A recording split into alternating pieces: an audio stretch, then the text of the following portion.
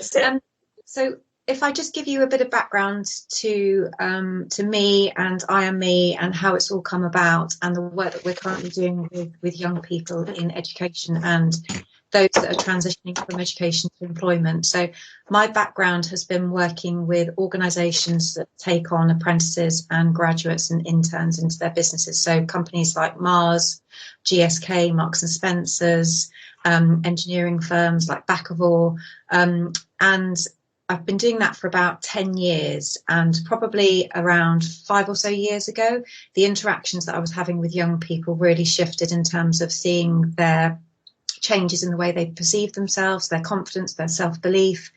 So in October 2019, I launched I Am Me, which is a not-for-profit initiative aimed at supporting young people between the ages of 11 and 24. Prior to launching I Am Me, I did about 2.5 years worth of research, which was a mix of focus groups, direct conversations with young people in education, young people that had attempted suicide, resorted to self-harm, disordered eating, young people that had been kicked out of mainstream education, but also young people who were in education and who seemed to be thriving in those environments. And the purpose of this research was to understand a bit more about the support that was available to them. And if they had a magic wand, what would that support look like, and how would they shape it for themselves? And that's really where I Am Me was born. So we created a free app based on all the conversations that we had with young people, and they are absolutely integral to the work that we do today. So they've been able to identify content themes for the app that they feel are really important for 11 to 24-year-olds to understand more about. So the I Am Me app is available to download on the App Store, Google Play, and also through our website. It's absolutely free. It's funded through the work that we do with employers. So anything we do with state schools and comprehensives and grammar schools is free of charge. And the purpose of the app is to help young people understand a bit more about themselves, who they are as individuals, what their values are, what's important to them, understand what symptoms of stress are for them as individuals, because obviously they can vary from person to person, so that they can start to get a bit more of a sense of control over who they are and what they can do to really support themselves. We've also done a lot of work with mental health charities, organisations like Teens in Crisis, who've been integral to helping us get the content on the app for these young people. And the point of the app is that we really want to start looking at this as an intervention for prevention, rather than young people having to go through the struggles that they're going through, understand and be able to articulate what they're going through, be referred and then get support.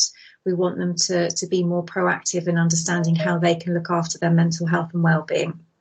That's just a background to I Am Me. So this is something that we run with schools. We help young people understand that, you know, as with physical health, it's not a given that you're going to be physically fit. You have to work at it, and the same applies to their mental health. There are lots of things that they can do that are absolutely free, that will help them build really strong mental health. So this is one of the statistics that's kept me up at night in the early ages. I'm a parent of 2 teenagers, one 18 and one 14-year-old. So what we're really trying to do is make a dent in this statistic, so that more young people understand more about the things that they can do to be proactive in looking after their mental health and well-being. Again, another statistic that we're really keen to bring down those numbers. It's such a high percentage that we're really working with schools and educators to try and reduce these sorts of statistics. I say the app is created for young people by young people, so in each of the schools and colleges that we work with, we have I Am Me student-led committees, and they're a mix of young people within all the different year groups, and they basically are the eyes and ears on the ground, I guess, within that school, and they feed into us the kinds of help that young people need in terms of the article content, the look and feel of the app, the branding of the app, the tone of voice on the app. So quite recently, one of the exercises we've done with young people is that they've done a complete assessment of the app. They've looked at it in terms of not only how it's helped them to feel a bit more better, but also in terms of the user experience of the app. And so they're also getting that employability skills development. So they're looking at things like marketing, photography, article writing, and I firmly believe that they're the best placed people to advise us on what kind of support they need. So it's really young person centric, and we work really hard to make sure that we really listen to them and we give them a platform where they can have a voice. The whole point of the app is to, as I said before, help them feel empowered. I think the majority of the stories that I've listened to from the young people I've spoken with is that sense of loss of control. And especially for some of the young girls that I spoke to around self-harm, it was when they had plucked up the courage to go and get some help. They'd been to see their GP, and then they were told that they had to wait 3 months before they could get that specialist help. So one of the charities that we're working with signpost their young people who are having to wait quite a long time to the app, so that they've got some really proactive things that they can do to help themselves in between when they're referred and when they're actually seen. So it's very much about them thinking about themselves. So we're really trying to move away from that sense of comparison. The app isn't interactive in terms of them being able to chat to each other. And that's a really important part, because quite often from the conversations that we've had, the young people who were resorting to self-harm or had developed disordered eating, there were elements of competitiveness that came in, and they almost felt like they had to try harder with that particular coping mechanism in order to be better at it. So what we're trying to do is offer them more healthy coping alternatives. So we want them to really just focus on themselves and not think about other people. The app itself covers these 6 key areas, and for those of you that work in this space, the medical profession term them as lifestyle medicine, and they're lifestyle because they are things that you have influence over. So the young people have an influence over the relationships that they have, in terms of those relationships that they invest in and those that they step away from. It educates them around sleep and the importance of sleep, and flips the whole perception of sleep on its head, and helps them see that actually the activities you do during the day build up to the good quality sleep you get at night, and that then enables you to do the good things that you want to do during the day. When we talk about movement, we're really careful to not position it as you have to be going to the gym, you have to be doing 5k runs. It's really just about them starting to getting their bodies moving, but also looking at all the different skills they develop as a result of learning a new exercise. In terms of nutrition, we've got some fantastic content on there from the gut health doctor, and that helps educate them on the relationship between gut health and brain health, so that they can understand a bit more about why it's important for them to think about the types of nutrients they're putting into their body. Stress is absolutely key. There's a cost to the UK economy of over £45 billion for people taking time off due to stress. And obviously we've heard in the conversation earlier about the impact that it's had on NHS staff and their well-being as well. So it's really important for young people to understand more about the wider, longer-term impact of stress, and to start to recognise what stress looks like for them. So what does it manifest itself as for them? What are those symptoms, so that they can start to put in place some really good coping strategies. When we talk about headspace, we're really talking about the relationship with social media and mobile phones. So it's really getting them to analyse their relationship with those different platforms, so that they can start to understand that their brains need an opportunity to not be on receive. So there's lots of fun quizzes that they can take on the app to have a look at their relationship with technology, and also why it's really important that they have that quiet time. So this is just a snapshot of what the app looks like. There's tons of articles on the app. They can type in keywords like stress, and it will bring up a whole host of articles for them. All of the content on the app has come from professionals in the area of mental health. So we work with a range of volunteers who are psychologists, art psychotherapists, movement psychotherapists, teen counsellors, mental health practitioners. and also people who have years of experience working in personal development and leadership to cope with things like courageous conversations. There's lots of interactive questionnaires on there. There's mood trackers, there's stress trackers. And what we're trying to get each young person to do is to understand all the different things that they can try, which are all free, and put in place to help them cope better, so that not only do they enjoy their time when they're in education, but they're really set up to thrive when they go into employment as well. The work that we do with employers, they've seen a huge increase in the number of young people that are really struggling to cope with that transition from education to employment. So they're using this and signposting this as a resource for young people when they not only join their organisation, but when they start the application process, so that they can help manage their stress levels and have a bit more confidence as they go into that interview environment as well. This is, again, just some of the articles that we've got on there. Typically, it takes a young person on a journey of exploration. So they would start with self, understanding who they are, what's important to them, their values, and then look at things like the relationships that they have with other people, understanding how they deal with stress and challenging times, but also thinking about the wider social skills that they need to develop over the years as they go into employment as well. This is just a bit about the committees that we set up. As I said, it's about developing not only, a platform for young people to tell us what support they need, but also it gives them an opportunity to have access to some of the top employers that we're working with, directly feed into the team that I head up, and also develop those employability skills. Some of the young people that are part of committees have been part of online chats with employers that have been live streamed, so that they can talk about their own experiences of mental health and what employers can do to really support young people coming through the job market at the moment. So that was a very quick whistle-stop tour of the app and the work that we're doing. I think for the purposes of this, it's really just about raising awareness. As I said, it's free to all young people. So really keen for as many young people to access it and to have a look and to see if it helps them. But as a resource for schools as well, I think it's really important that we reach as many young people as we can. We currently work with schools as far south as Exeter. We work with schools in London, Nottingham, and we're just about to start a research project in September, which is looking into the app as a preventative approach as an intervention, comparing the experiences of Year 8 students in an academy status school in Solihull and an independent school in Exeter as well. So we're constantly trying to evolve it and make sure that it's really hitting the mark, but importantly that it remains free for all young people, because I think sometimes there's that sense that well-being costs a fortune, and I think it's actually just about educating young people that there's tons of stuff they can do that's for free that can really, really help them. So yeah, hope that's been useful.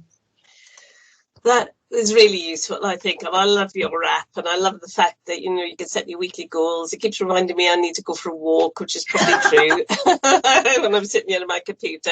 So I think it's a good tool to help students really to get into that rhythm too of taking charge of their own well-being.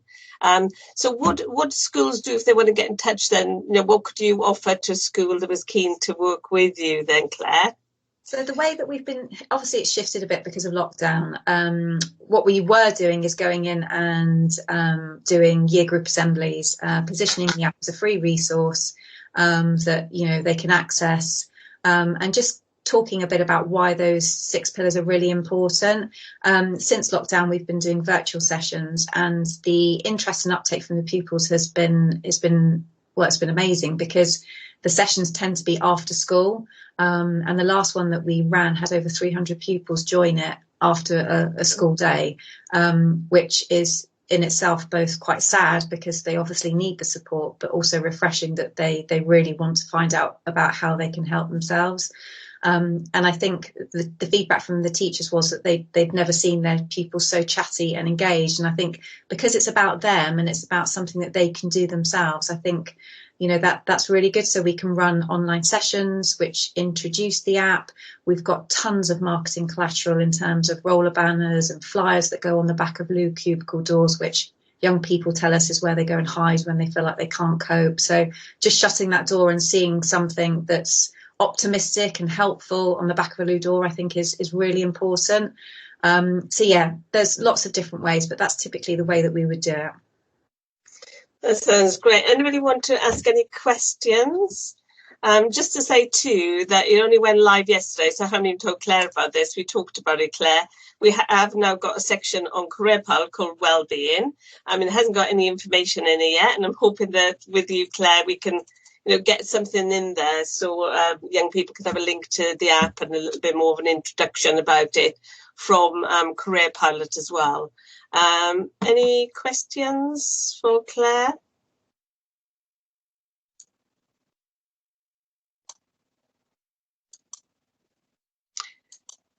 Great. I think it's a really good app. So, you know, do come back, and I think, Claire, you put up your details at the beginning. Or are you happy for me to share your details? Absolutely. Yeah. Or if you just, our website is www.iammeapp.com.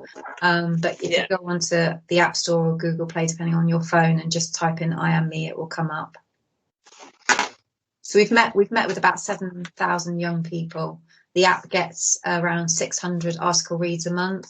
But when we go into a school, there's a huge spike in activity once we position the app to those young people. So which is great that they're accessing it. In one of the sessions that we ran for a school, there was over 900 article reads as a result of us going in and running a session.